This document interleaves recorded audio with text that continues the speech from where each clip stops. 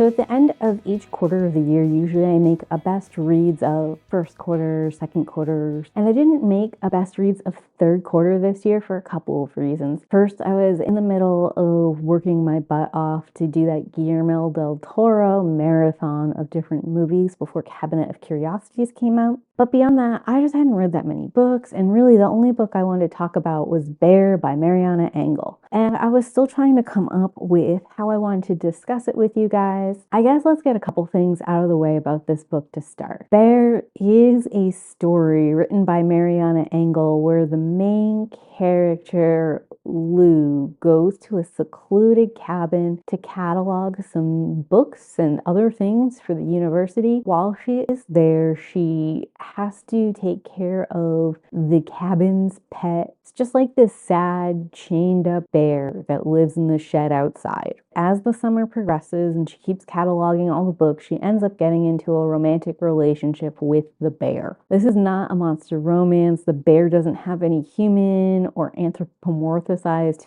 features to him. While the bear is its own being, its sentience level is definitely not on par with like a human's. It doesn't seem as aware of things going on around it. It doesn't seem to understand social cues. It doesn't even seem like basically trained at a level you might train a dog. And despite the fact that probably the main thing this book is known for is the fact that the main character gets into a relationship with a bear, it's not a book that I would qualify as either a romance or an erotica style story. And I think it's way too thematically dense and complicated to be dismissed as just like someone's fetish or like a smutty book or something that was written for shock value. While I do think the relationship between the main character and the bear is meant to shock people and is definitely meant to shake up one's perceptions of relationships and how one might perceive partners or how other people might perceive their partners, I don't think the book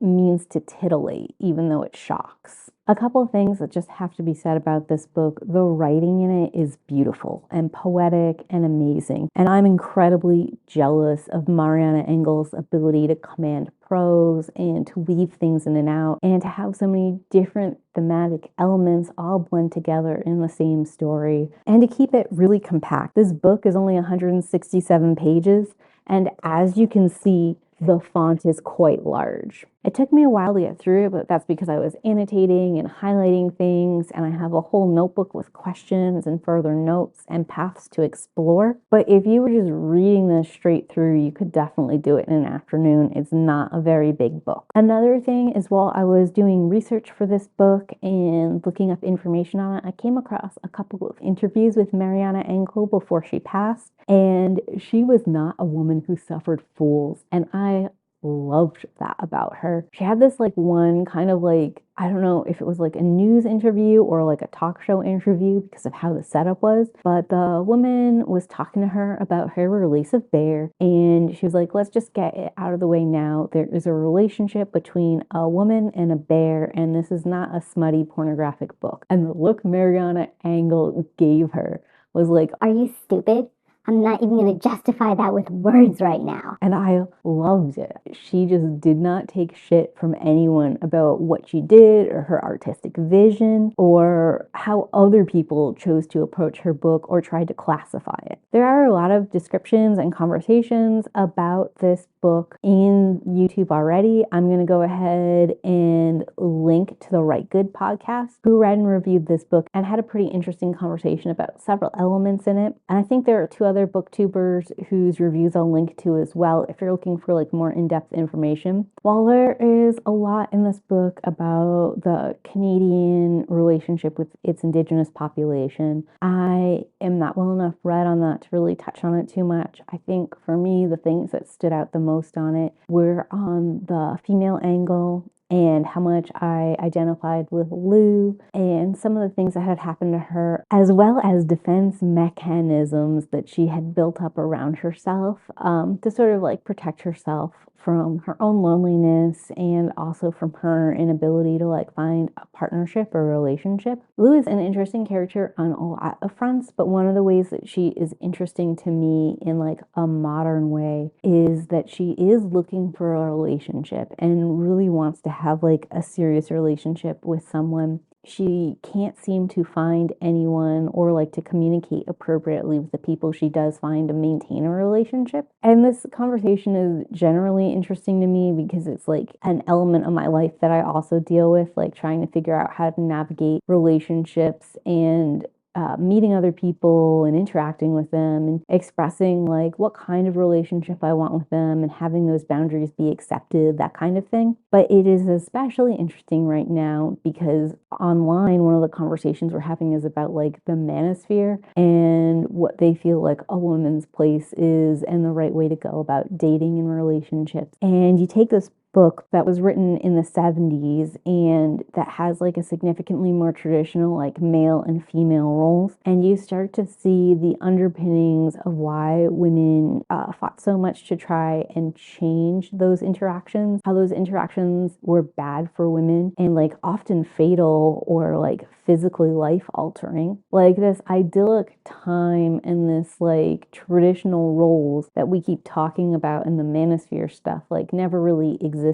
While things are better now, some of the things that Lou is struggling with in this book are things that many women today would say is still happening and is happening at an alarming rate. And this is part of why men and women's interactions are so fraught, because something this book makes very clear is that like Lou is choosing a bear and feels more control over a bear than she does another man. She feels like she is more able to handle the potential danger and violence of like a 300-pound bear versus a human. Really past a certain weight and size difference and power difference, like what is the difference between a man and a bear, and you know, it goes on. And it is unflattering to the men that Lou has met in her life, to be quite frank, but she's making some good points.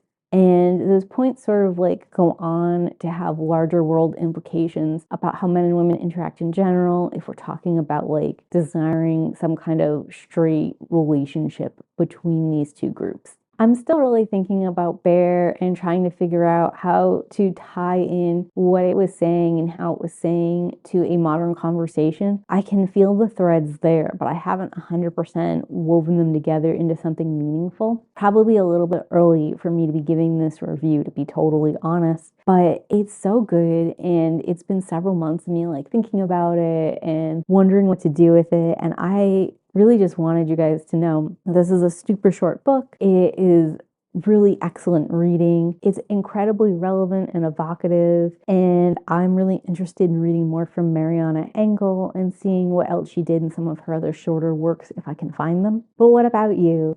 Have you read Bear? Did you like it?